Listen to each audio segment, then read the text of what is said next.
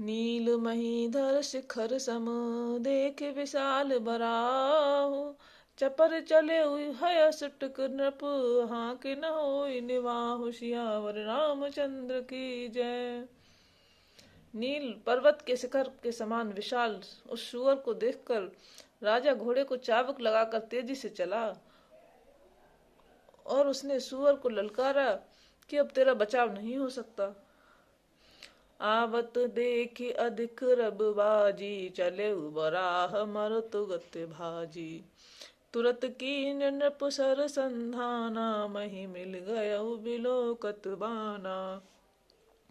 तक तक तीर महिष चलावा कर छल सुअर शरीर बचावा। प्रगटत दुरत जाय मृग भागा ऋषवस भूप चले संग लागा।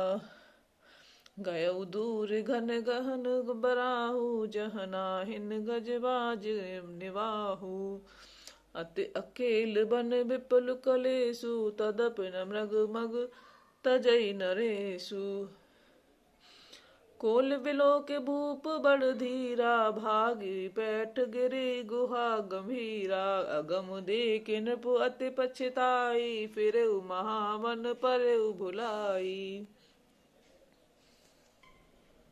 अधिक शब्द करते हुए घोड़े को अपनी तरफ आता देखकर सुअर पवन वेग से भाग चला। राजा ने तुरंत ही बाण को धनुष पर चढ़ाया। सुअर बाण को देखते ही धरती में दुबक गया। राजा तक तक कर तीर चलाता है परंतु सुअर छल करके शरीर को बचाता जाता है। वह पशु कभी प्रकट होता कभी छिपता हुआ भाग जाता था और राजा भी क्रोध के वश उसके साथ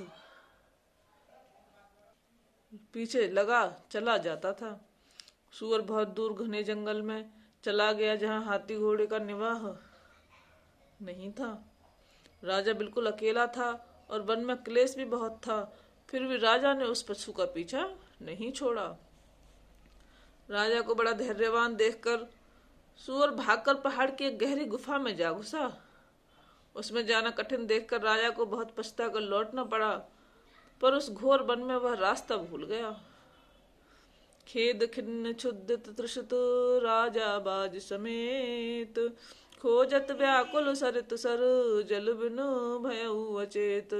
सियावर रामचंद्र की जय।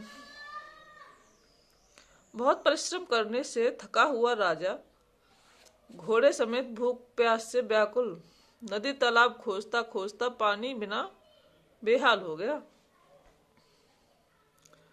फिरत विपिन आश्रम एक देखा तहाँ बस नृपहि नृपति कपट मुनि वेशा। जासु देश नृपलीन छणाई समर सैन तज गयउ पराई। समय प्रताप भानु कर जानी आपन अत असमय अनुमानी। गयउ न ग्रह मन बहुत गलानी मिला न राजहि नृप अभिमानी। ऋषि उर मारे रंक जिमि राजा विपिन बसई तापस के साजा। तासु समीप गवन नृप कीना यह प्रताप रवि ते तब चीना। राउत रसत नहीं सो पहचाना देख सुवेश महामुनि जाना। उतर तुरग ते कीन प्रणामा परम चतुर न कहो निज नामा।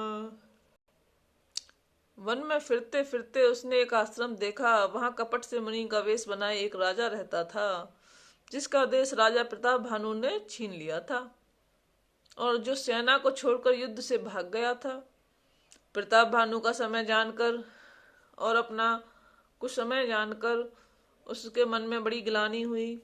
इससे वह न तो घर गया और न अभिमानी होने के कारण राजा प्रताप भानु से ही मिला। दरिद्र की भांति मन ही में क्रोध को मारकर वह राजा तपस्वी के वेश में वन में रहता था। राजा उसी के पास गया।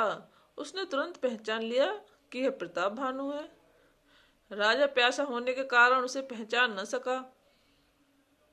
सुंदर वेश देखकर राजा ने उसे महामुनि समझा और घोड़े से उतरकर उसे प्रणाम किया। परंतु बड़ा चतुर होने के कारण राजा ने उसे अपना नाम नहीं बतलाया। भूपत त्रिषित बिलोकित ही सरबर दीन दिखाए, मंजन पान समेत हय कीने कीन नृपति हर्षाय। सियावर रामचंद्र की जय। राजा को प्यासा देखकर उसने सरोवर दिखला दिया। हर्षित होकर राजा ने घोड़े सहित उसमें स्नान और जलपान किया। गे श्रम सकल सुखी नृप भयऊ, निज आश्रम तापस ले गयऊ। आसन दीन अस्त्र बिजानी, पुन तापस बोले मृदुवानी। को तुम कस बन फिरहु अकेले, सुंदर जुवा जीव पर हेले। चक्रवर्ती के लक्षण तोरे, देखत दया लागे अति मोरे। नाम प्रताप भानु अवनीसा, तासु सच बिमय सुनहु मुनीसा। फिरत अहेरे परहु भुलाई, बड़े भाग देखऊ पद आई। हम कह दुर्लभ दरस तुम्हारा, जानत हो कछु भल निहारा। कह मुनि तात भयऊ अंधियारा, योजन 70 नगर तुम्हारा। सारी थकावट मिट गई, राजा सुखी हो गया। तब तपस्वी उसे अपने आश्रम में ले गया और सूर्यास्त का समय जानकर राजा को बैठने के लिए आसन दिया। फिर वह तपस्वी कोमल वाणी से बोला, तुम कौन हो?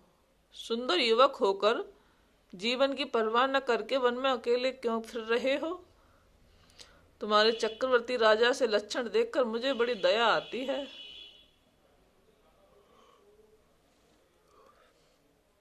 राजा ने कहा, हे मुनीश्वर, सुनिए, प्रताप भानु नाम का एक राजा है। मैं उसका मंत्री हूँ। शिकार के लिए फिरते हुए राह भूल गया हूँ।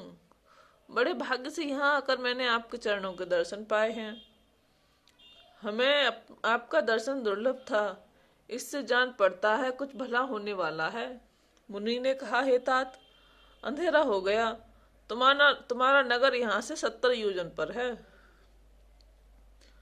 निशा घोर गंभीर वन, पंथ न सुनहु सुजान।